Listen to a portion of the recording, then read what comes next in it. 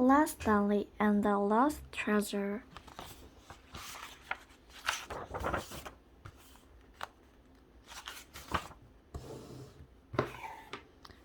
Stanley Lambton lived with his mother, his father, and his little brother Arthur.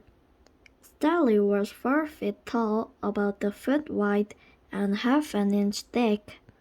He had been flat ever since a bulletin board fell on him.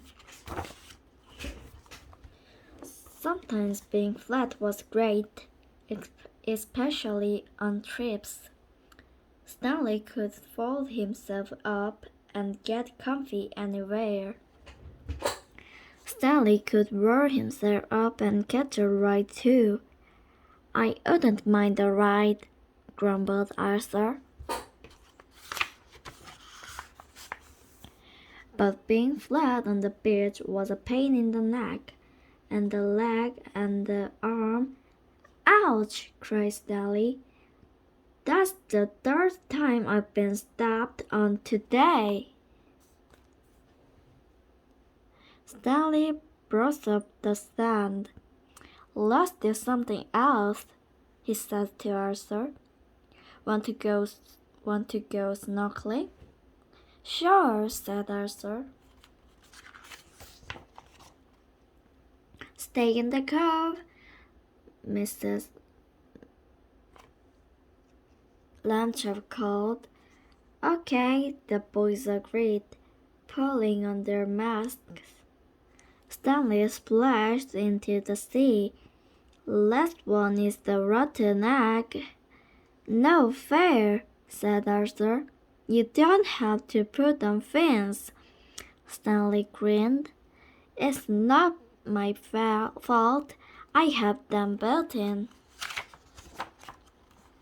Stanley's flat feet helped him swim faster than Arthur, but he didn't mind slowing down. There was so much to see. Stanley stopped a school of bright blue fish. Arthur pointed out the stingray. Hey, it's flat like you, he tried to say. But it sounds like glop, glop, glop, glop, glop, glop, glop. A small silver dolphin zipped past Stanley. It wheeled around and swam back, so close he could almost touch it. Swish! The dolphin raced ahead again. It looked back at the boys as if it wanted them to come along. Stanley looked at Arthur. Arthur nodded eagerly. The boys kicked head and followed the dolphin to the end of the cove. Below them, the ocean floor dipped.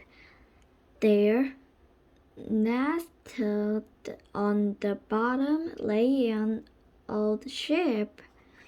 The dolphin dived down. The boys took deep breaths and dived too. They couldn't believe what they saw.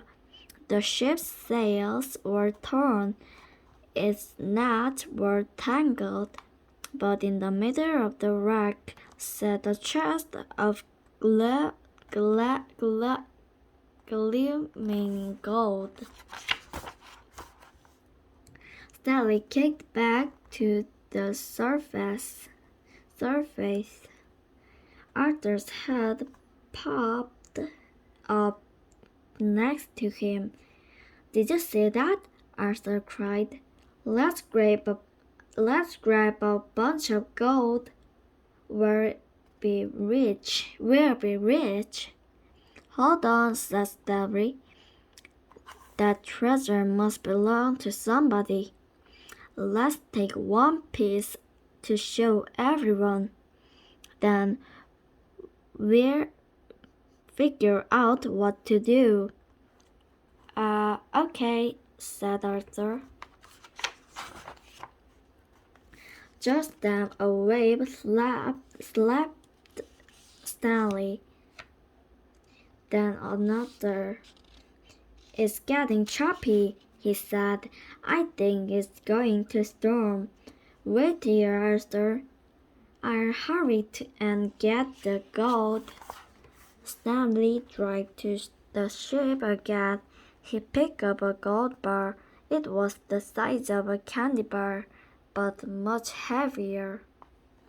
He slid it into the pocket of his trunks.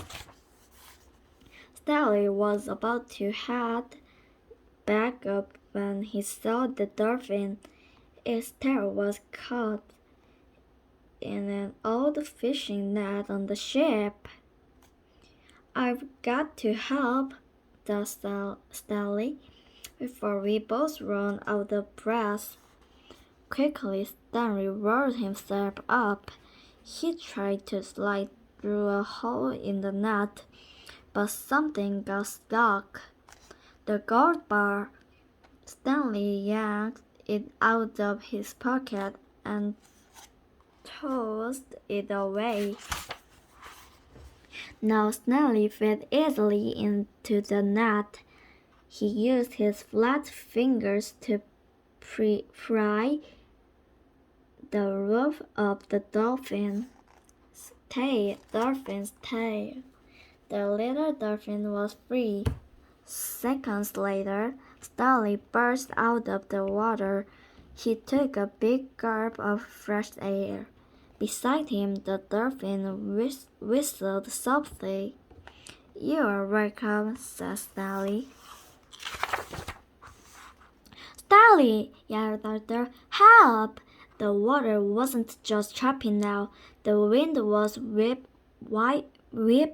it into wild waves. "Jump on, Arthur!" Stanley called. He threw himself on a wave like a surfboard. "Woo! Woo!" cried Arthur. The boys rode the waves all the way to shore. By morning, the storm had passed. Stanley and Arthur took their parents to see the ship work.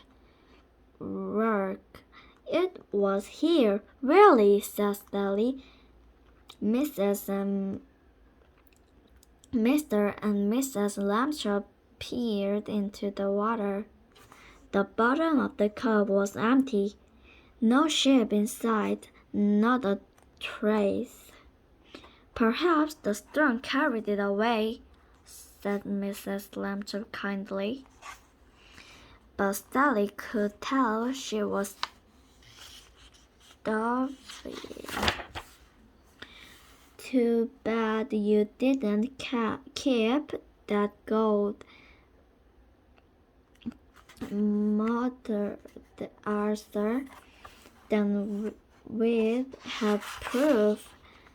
Stanley had a whistle. "Hello there, dolphin," he called. The little dolphin whistled again. Then it flipped its nose. Something shiny flew through in the air. Stanley reached out and caught it. Stanley smiled. "Did someone say something about gold?"